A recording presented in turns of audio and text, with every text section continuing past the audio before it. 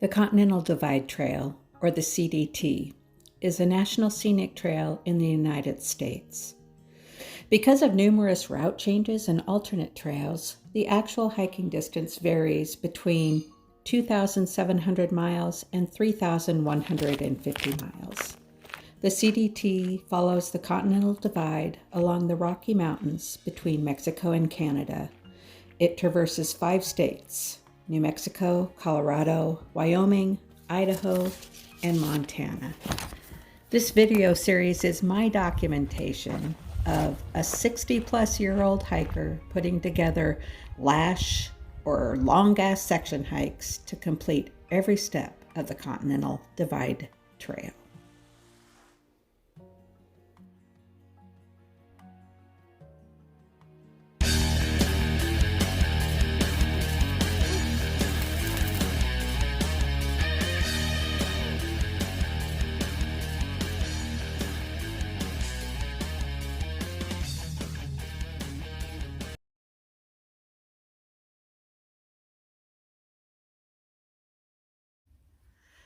The question was asked, how much money do I make from my YouTube channel?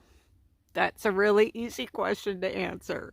Zip, zero, zilch, not an enchilada, not a single red cent. It would be awesome if I could make a few pennies from the ads that are shown on my channel, but YouTube requires that you have a minimum of 1,000 subscribers in order to monetize your channel. And truthfully, I think it's more likely that I could actually hike to the moon than that I could get 1,000 subscribers on my channel. You never know, never say never. The thing about, at the end of a video, people say like and subscribe, hit the bell. YouTube not only withholds monetization based on the number of subscribers of your channel, they withhold functionality. There is a community tab that the larger channels have access to that allows a YouTube channel to type a statement or ask a question or take a survey, and that functionality is not given until you have at least 1,000 subscribers. I know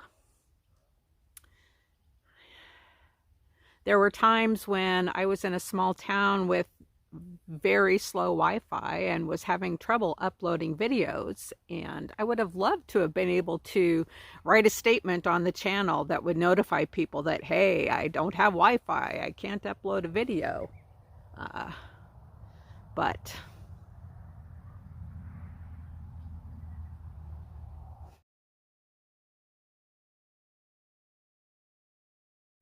do I edit my own videos, or do I have a support team at home? It's like, no, it's all me.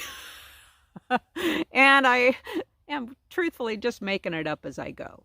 I downloaded some software. I use KineMaster, and it's on my phone. And I've subscribed to a music service that allows me to upload music to my videos. I didn't go to film school. I don't have somebody at home grabbing my footage and putting together beautiful videos. It's just me, myself, and I shoot videos of things that I find interesting during the day and try to edit it at night in the tent and then upload when I'm in town.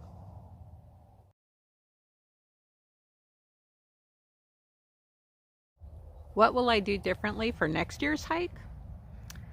I will not be trying to eat a low-carb diet. I also will not be sending all of my food in resupply boxes. I'm hoping to get a new tent that will hold up a little bit better under extreme wet conditions.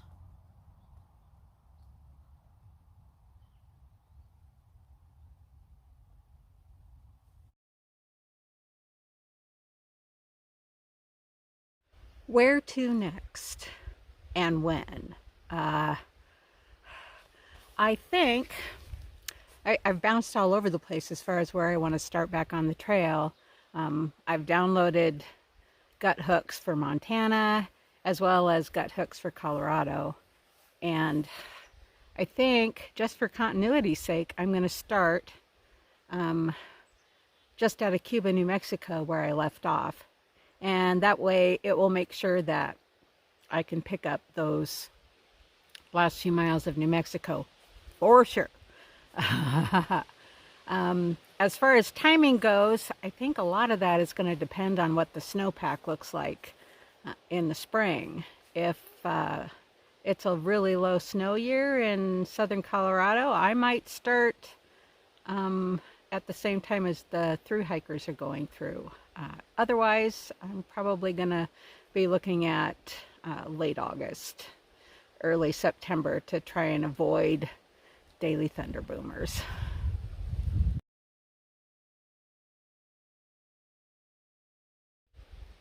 What did I miss the most while I was on the trail, other than clean water and a toilet? Probably my friends and family and my pets. It's hard to be struggling through something that's physically difficult and not have a support crew around you.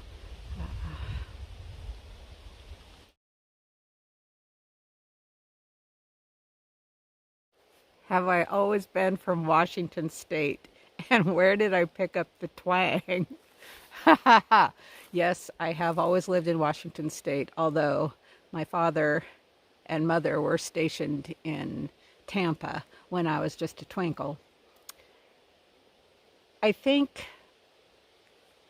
let me preface this with that during the pandemic, Zoom has saved my life.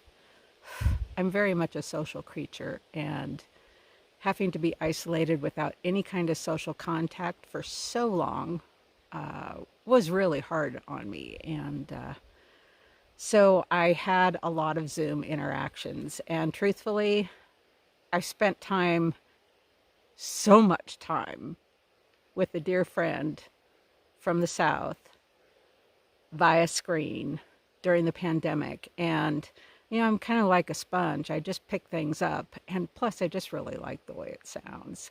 Don't mean any offense to anybody, but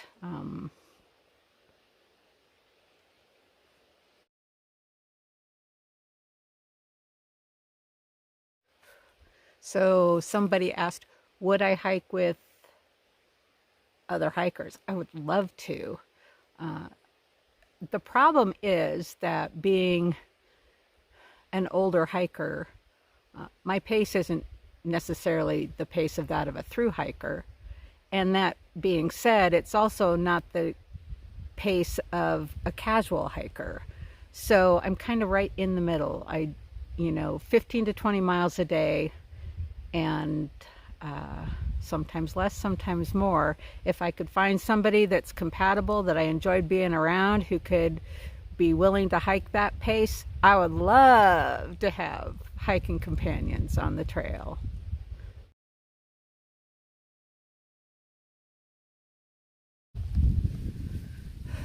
What is the one thing I learned about myself while I was on the trail?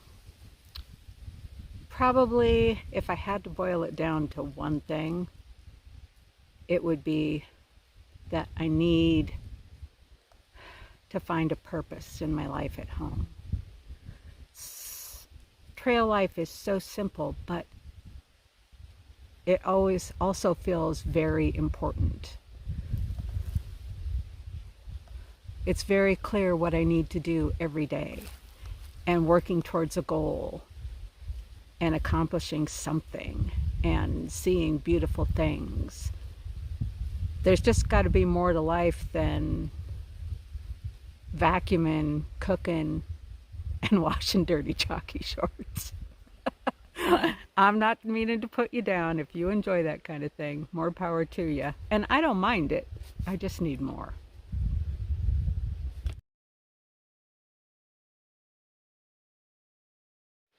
How is long distance hiking different for somebody who is 50 plus versus somebody who is 20 plus?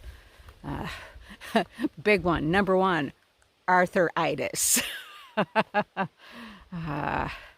well, I never participated in long distance hiking when I was in my 20s, so I can't speak to it from direct experience. I was more into mountaineering and alpine climbing, and there were some times where I was out for a week at a time climbing from a base camp, but mostly, you know, 2 or 3 day trips at best, and then recovery at home. So I can only speak to what it's like doing a long distance hike as an older person. And when I through hiked the Pacific Crest Trail, I was 44. And at that time, arthritis had started creeping into my joints, and my feet pretty much hurt all the time. And I could do big mile days, and I could even stack, 25s, 26s, 5 or 6 days in a row, but I paid for it. And I think now, as somebody who's over 60, doing those big mile days, I did a couple of days on my lash in New Mexico that were over 20 miles, and boy, I paid for it the next day. It just takes a longer time to recover.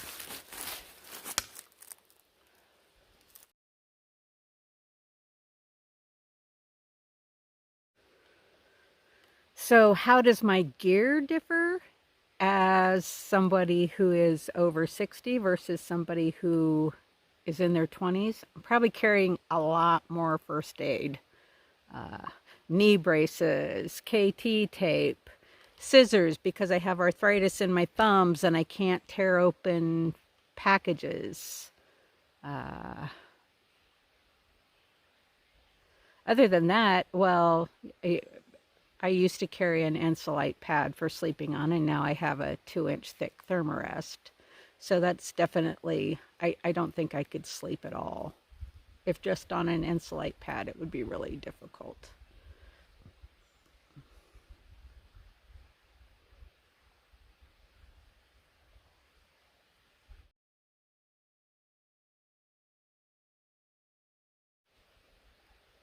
What are some good 1 to 2 week section hikes in New Mexico?